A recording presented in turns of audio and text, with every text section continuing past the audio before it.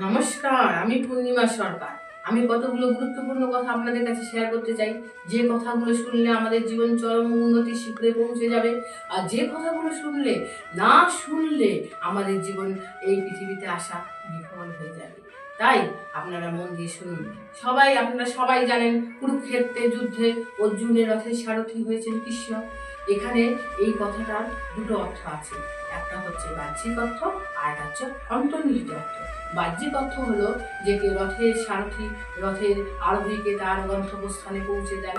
আর অন্তর্নিহিত অর্থ যেটা শ্রীকৃষ্ণ আমাদের কাছে বলতে চেয়েছেন, সেটা হলো তোমার এই দেহরূপী রথের সারথি আমাকে করো, আর তোমার এই দেহরূপী রথের আত্মারূপী লাগাম আমার হস্তে সমর্পণ করো।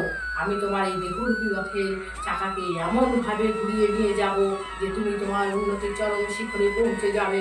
আর ততক্ষণ তোমার চাকাকে আমি তোমার দেহরূপী রথের চাকাকে ততক্ষণ টেনে নিয়ে যাব যতক্ষণ তোমার দেহরূপী রথের আত্মারূপী লাগাম আমার হস্তে থাকবে।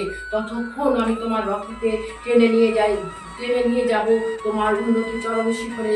সেক্ষেত্রে যে বাধাই আসুক, কোনো বাধাই বাধা হয়ে উঠবে না।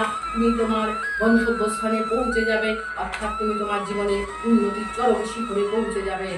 এইভাবে শ্রীকৃষ্ণ আমাদের কাছে অন্তর্নিহিত অর্থ বিশ্লেষণ করে আমাদের জীবনের উন্নতি চরম রাস্তাটি দেখিয়ে দিবে। আপনাদের যদি ভালো লাগে, লাইক এবং সাবস্ক্রাইব করুন।